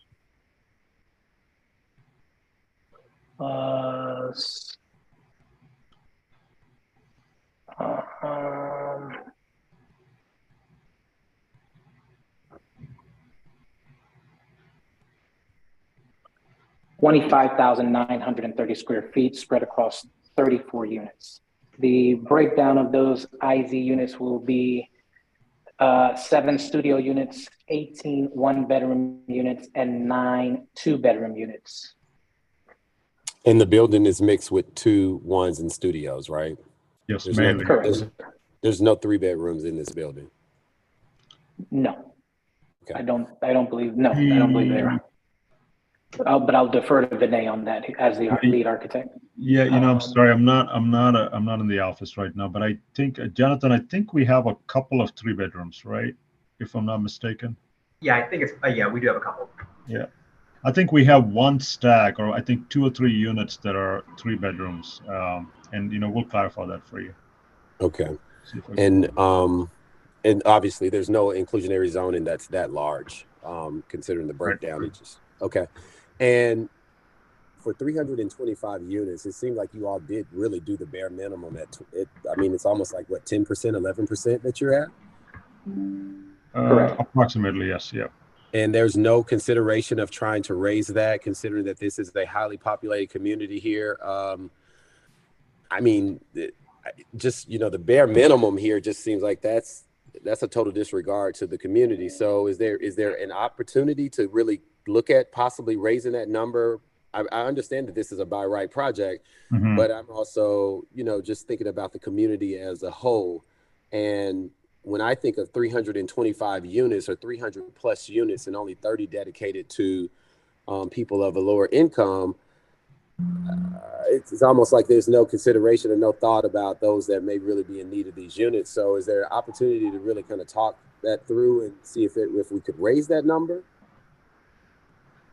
Yeah, I mean, you know, we can definitely discuss that with the ownership, but I think, you know, I think it's something that I think, you know, would have to get back to you on. But I do know that, you know, we took a lot of pain to make sure that, you know, the number of units that were included met the requirement, obviously, like you said, and also met the, you know, the breakdown and the distribution within the building. Chad, do you want to add anything to that from the ownership side? Yeah, just to add some additional color here, you know, given it was a by right project, we did include 40 of the units, 12% are designated to affordable uses at 60% AMI, and then an additional 3 are there at the 50% AMI bracket. You know, part of the thought here was to increase the 50% bracket there, and the 12%, you know, was given it's by right, was kind of the standard and the minimum here. And I mean, I'm definitely hearing what you all saying, but it just probably falls a little bit on deaf ears for me whenever I hear that, you know, we at least have given, because basically what I take from that is we've at least met the minimum. And I think that, and I'm just putting this out there for public record of me saying this, you know, going into neighborhoods and building large buildings like this and just saying, well, we at least did what was minimally required. The expectation for my residents, and I'm sure my colleagues will agree, is that we don't allow just the minimum to take place when they've been here the maximum in multiple years and withstood in these communities. So for me, it's just a little bit sad to hear in the speech and in the presentation that we've at least met the minimum as it relates to a lower income range of units that's available. So I'm not happy about that at all. And I want to make sure that I'm very clear about that. So in public meeting, I will have a lot of conversation about that. If we could zoom out into this back alley with the houses that back up to the alley, I have a comment that I'd like to make. So where lot 74 is, or lot 73, I'm not 100% sure. It's either 73 or 74. I've been contacted by the residents that live in either 74 or 73. I think it's 73, stating that the development site has approached this particular resident asking if there can be an installation of cameras on their property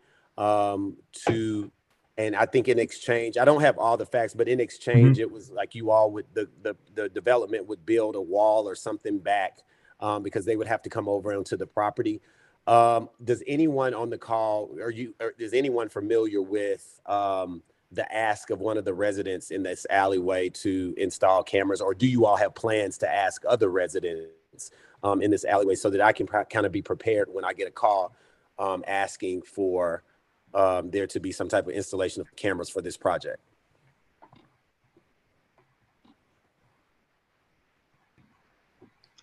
No one's aware? Chad, do you have anything on that? Commissioner, if we don't, we're happy to get back to you on that. We can ask that would probably come from the on-site construction crew. But I'm happy to ask that question tomorrow and try to get back to you by end of day tomorrow. Yeah, if you would, and you can email me personally on that. I've gotten that phone call, and I may not have all of the facts, but I do know the base of it is that there was a call to come onto the property to make some installations, and I think the trade-off of that was you all would come back and do some type of reconstruction of their fence or something. So I just want to be aware in case there's others that call or other ask. Okay.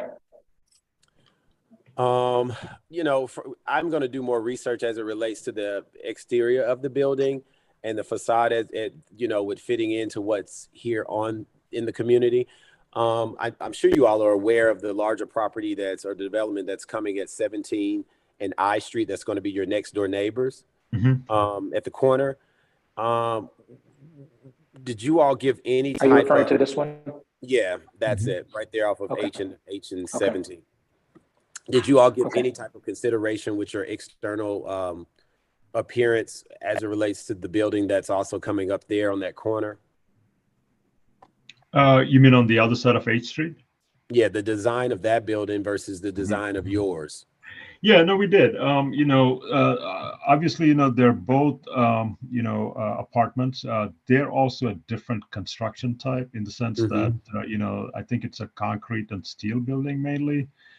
So if you look at our massing, you know, it's sort of similar in the sense that I think, you know, but we're also doing a little bit more metal panel at the corners, because I think the other building is more metal panel than our building because it's a different construction type. So we did, you know, consider their aesthetic a little bit, but at the same time, you know, we're on the other side. I think we're a totally different building, totally different client. But there will be a lot of sympathetic, you know, design cues on both sides, you know. And, you know, they also sort of started before us, you know. But yeah, I mean, you know, like our corner is, you know, basically on the other side. You know, we wanted to make sure that a lot of our amenity spaces was, you know, which is basically, Jonathan, if you go back to the other view, the second one, Carlos, sorry. Yeah, so most of our amenities are on 17th Street, which is the busier side, you know, which is basically kind of stepping down with the site. So, you know, we did, you know, take that into consideration because we didn't want to also compete with what they were doing on their side. You know, we put most of the on 8th Street also adjacent to the townhomes.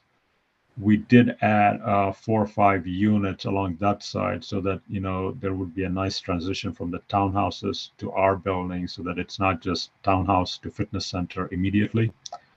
And then especially on I Street, you know, it's mainly residential with that corner, just to kind of activate that corner, which is, you know, our fitness center so that, you know, it adds some life to the street. So yeah, I mean, you know, we did take that into consideration, but you know, it's a different type of building. I think, you know, the colors might be a little bit different, but you know, we're very sympathetic to that, you know, aesthetic. Well, I'm glad that you're sympathetic to that. I just wish that you all would have been a little bit more sympathetic to going beyond what was required on those inclusionary zoning, and I think I'm going to yield after that. Thank you, Commissioner, for leading that discussion. My follow-up is just the traffic pattern. Can we go to the last slide? Just following up with what Commissioner McCollum was saying, if y'all are able to, in this streetscape plan, to be able to include a space where people can properly be picked up and dropped off, that would be great, especially if you're saying one of your main entrances is at the corner of 17th and H, I believe you all said. 17th Street, you all don't live in this neighborhood, so I understand you're probably not aware, but 17th Street has high amounts of speeding. And if you're going to be having, Commissioner, if you're going to have folks being picked up and dropped off on 17th Street, that's just asking for consistent accidents. Okay, DDOT does not help us that much. Okay, we got to make do what we got. And if you're putting this project in the mix, because right now, it was originally a parking lot, so nothing was really going on in that space right there. You're doing construction now, but please make a conscious effort to present a plan to the public that you do care that no one's gonna get hit, no car accidents are gonna occur by bringing this plan into fruition. Okay, so just following up with what Commissioner McCollum was saying, please try to proactively work on something so we don't in the future when you guys are done with this project, y'all got your checks for what your work was worth. We're the ones still here on the ground helping these people out, and we don't want to deal with the nonsense. So that's one issue with traffic. Now going back to you guys mentioned that the garage is behind the building, so there's going to be car traffic going into the alley now. Correct. Yes. Okay. So do we know the conditions of the alley? Have y'all made the residents aware that there's going to be actual more cars and vehicles going through that alley? A lot of our alleys in South Ward 5 are literally trash. So I'm just curious if you guys are improving the alley, making it more suitable for vehicles, and letting the residents aware that you're going to get more cars that you've never seen before in your life behind your house. Sure, I'm happy to answer that. So the current condition of the alley is in very good condition, Commissioners. It has been recently, I believe, repaved within the last few years. It is not a dilapidated alley. It is a concrete, well-maintained alley presently. As Vinay said earlier, the developer is giving an additional 10, 12 feet from the alley line and property line to widen that alley to have a better sense and or traffic pattern for cars coming in and out of the alley, obviously. So to alleviate congestion. We haven't made the neighborhood aware. This is kind of, our presentation to the neighborhood to make them aware that there will be additional vehicular traffic as part of the development of this site.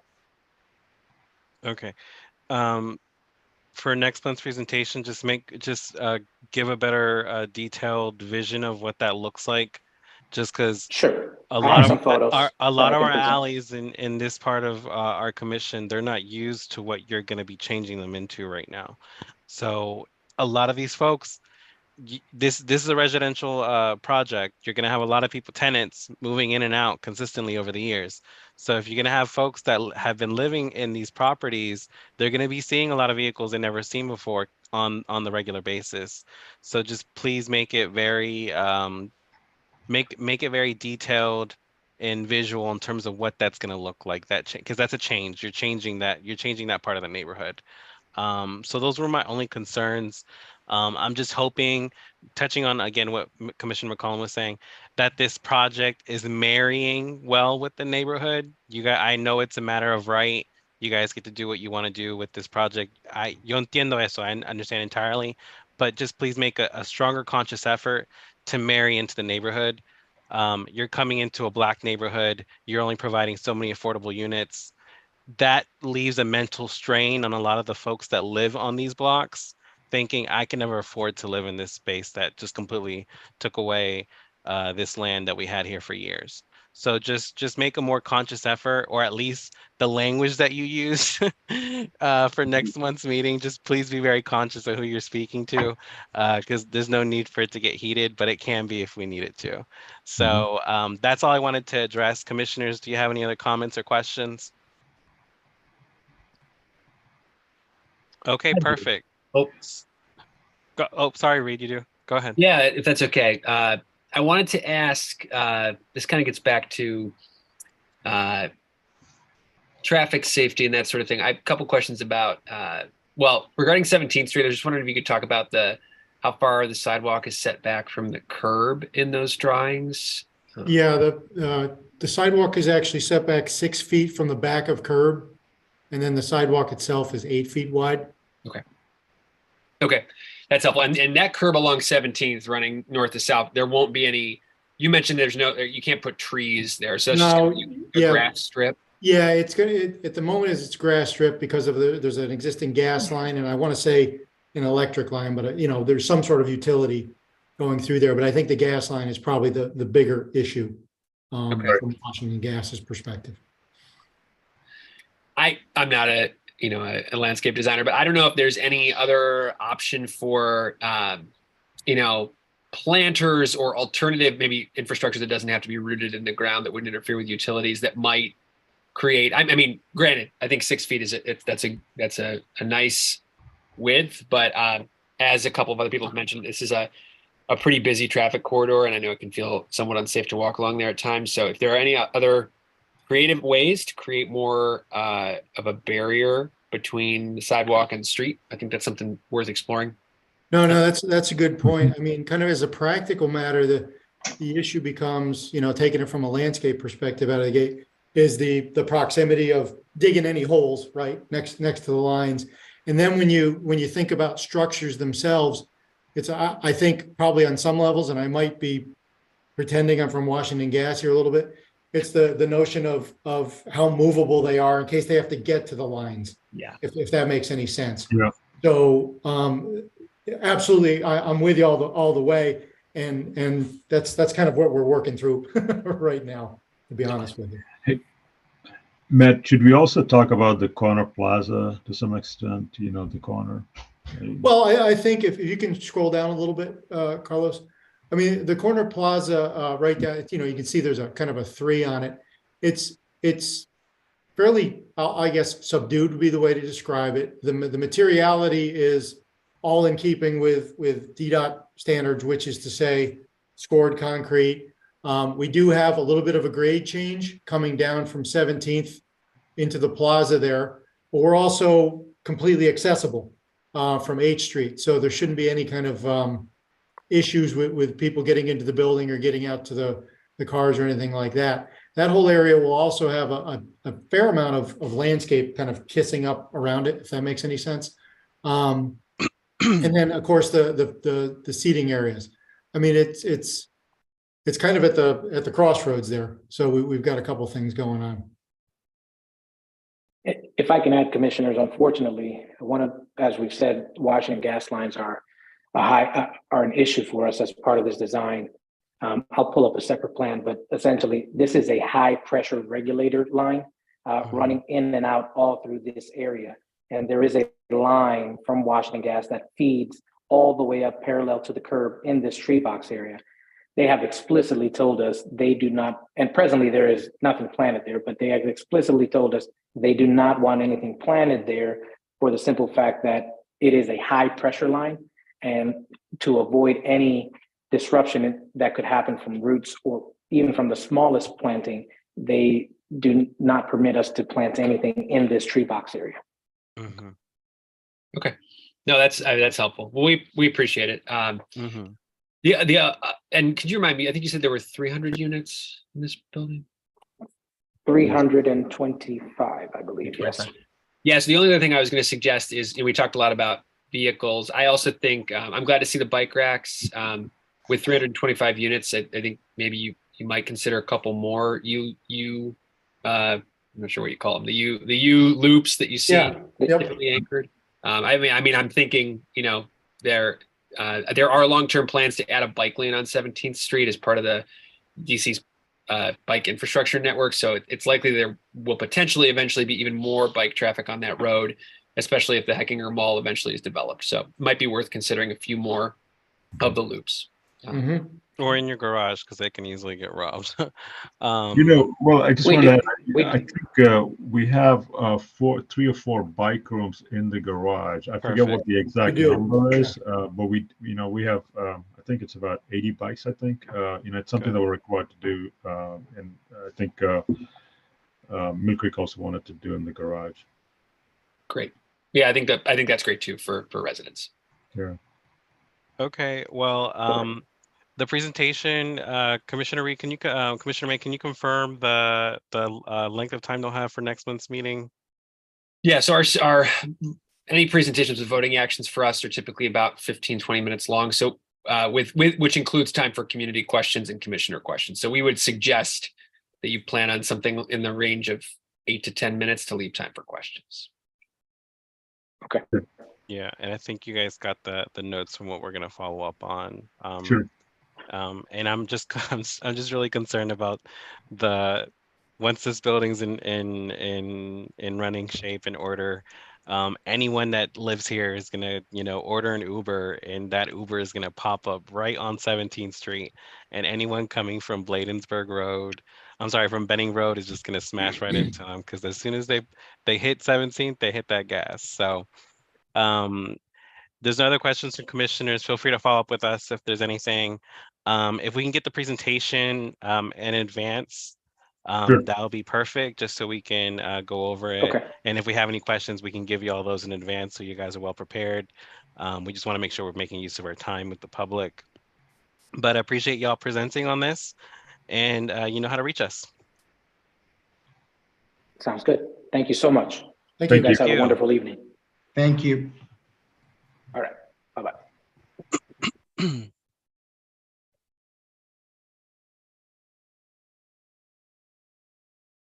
One, two, three, four, five. 1, 2, 3, 4, 5, 6 commissioners. Okay, we're all here. That was a lot today. Thank y'all for lasting this long for today's meeting. Just confirming agenda items for April. Commissioner Rhodes, can you confirm who was it, a presenter or or an agency that wanted to share? I remember you sent me. Office of People's Counsel, OPC, Denise Blackson. She represents OPC, and she's going to do a presentation, and Roach Brown is doing one, and all those people that just was presenting just a few minutes ago tonight, are they going to be on this meeting? They want to get our letter of support. Oh. Mm-hmm. The PUD, these 2 DDOT projects. And I have a BZA case that Commissioner Cobb wants to add as well. So it's going to be a packed meeting next month. For presenters? I can remove the Citizens Advisory Council presenters to a May meeting. Mm-hmm. Oh, we'll have a lot of presenters because we're also going to have the DPR present on their summer outreach programs. Mm-hmm. That'll be quick. So this is definitely going to be tabled. This will be OPC. Remind me who's speaking from OPC? Office of Denise Blackson.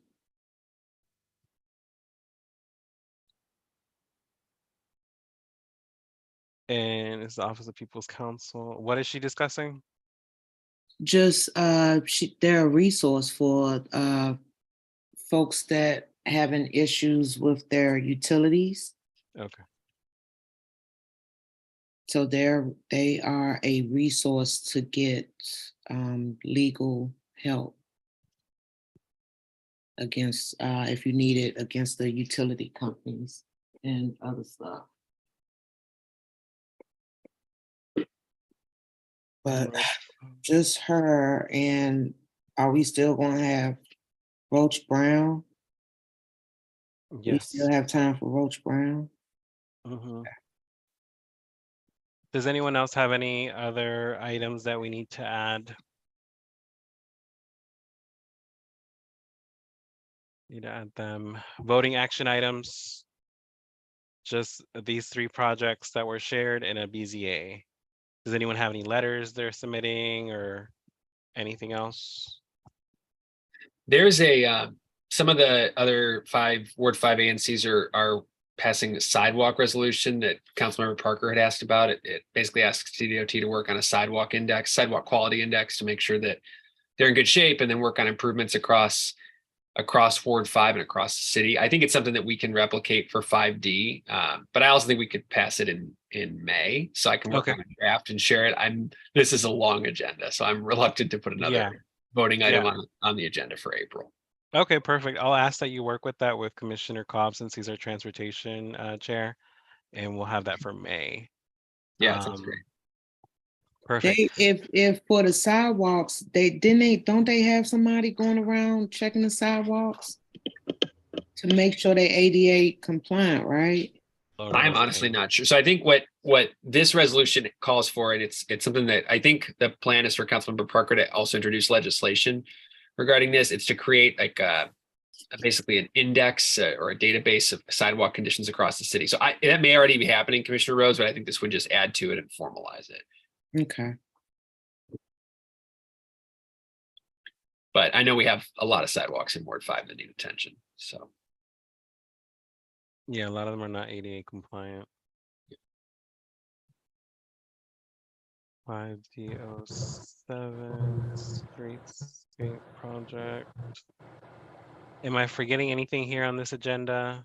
Well, I wanted to ask, and if we can just put it in, I'm not even sure, but I know that we have beautification where we can request to have budget to put beautification projects throughout 5D. And so I'm not even sure. I tried to look through our bylaws to see where it was, but I would like to put some planter boxes throughout my single letter. And so I'm not sure how to go about, if I need to just put it on here as a voting action item, or if it's just more of something that can go during the COW. How does it? So you're asking, Commissioner, if we can use ANC funds to beautify parts of the commission? Yeah. Okay, gotcha. Let's set up a meeting with I'm forgetting her name off the top of my head right now at the OANC. Is it Dawn? Dawn? Yes. Yeah. Let's set up a meeting with Dawn to see how that works, Okay. how those funds are allocated and used, to see how that goes. Usually, what Commissioner Sedell Moore did in the past, she would we would work on giving grant funds to an entity that could do it for us. I know our funds are technically low compared to what we had in the past, but my understanding that the OANC was going to be working on some guidelines in terms of how we give money for grants out, because we got caught up with some grants during the pandemic and we didn't properly get the correct receipts from folks, and so we're not on the naughty list or anything. We already paid we already paid for those mistakes, but just making sure that we're going about it correctly. And Commissioner Henderson has been very adamant to look at all the details of our finances over the past couple of years, which she's allowed to. She can look at it while she wants. The OANC has already dinged us for our mistakes, so there's nothing new coming out in the future. But I agree, we do need some beautification in certain parts of our of South Ward 5, and we can definitely work on that project, and then discuss it in front of the commission and see if it can get approved. But what do we have right now? Like $28,000, I think. So. Well, for me, it's not going to be a large item. I mean, we've been doing it on our block, well, in front of our house, and all of our neighbors, and then up the street and all, they've been now saying, well, let's do it. And so before people start going and just buying it and trying to do boxes all over, I was just going to try to see if there was funds available. And then we would just do a community day where I'm going to just pull the men out and say, let's just build the boxes throughout the place and put some plants in them. No, I agree. Those planters are really expensive, so I understand why you want to ask.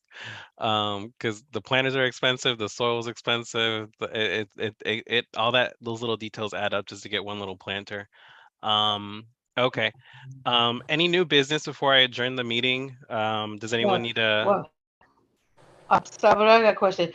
Yes, We ma'am. used to partnership with trees, and they would normally give a discount and donate the little trees to go in the tree planters. boxes. I don't know if they still do that or not, but yeah, we dealt with Casey Trees.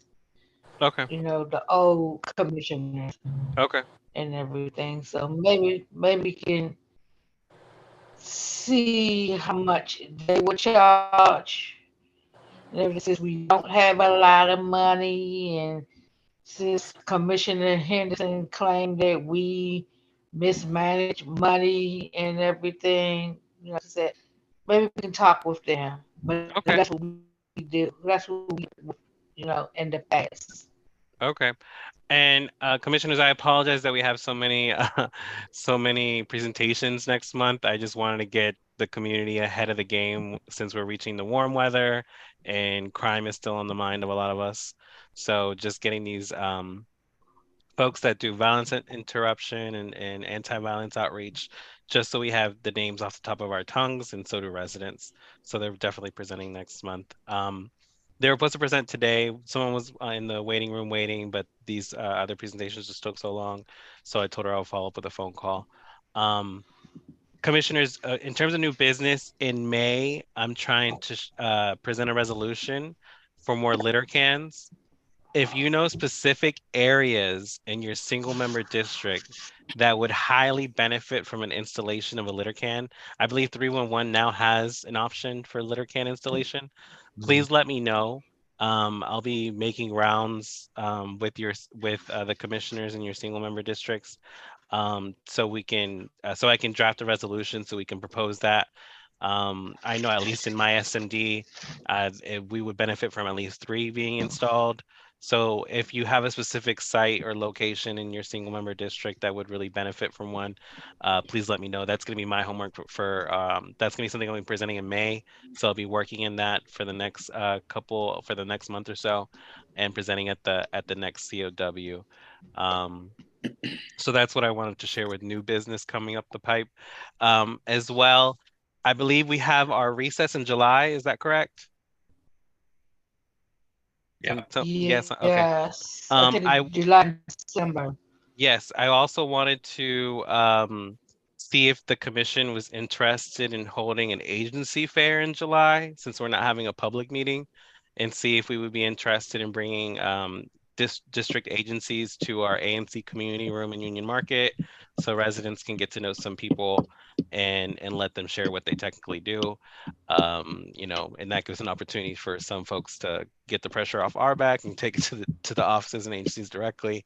So that's something I'm planning for the summer. If anyone's interested, let me know. But that's just something for July. I know it's our recess, but just taking advantage of the free taking advantage of Can the we free do that time. in June? Recess is recess. Come on now. No, it isn't. It isn't a meeting. It's just a fair. It's not No, no that's still business. work. That's still work. It's still we do that in June.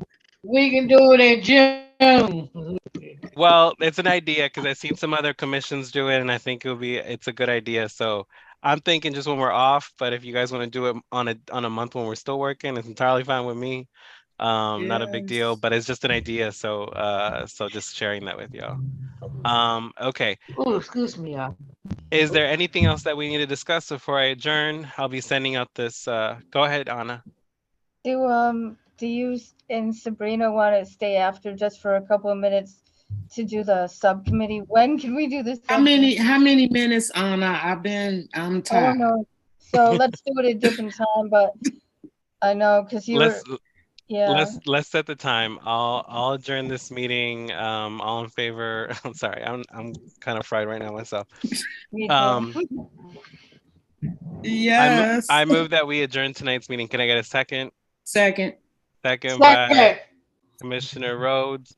All in favor of adjourning tonight's meeting, say aye. Aye. Okay, the majority has it and motion carries. Okay, y'all have a good rest of your night. You know how to reach me if you need me. Hopefully you're not smelling no smoke outside or no fires or anything like that. So I think that might be over.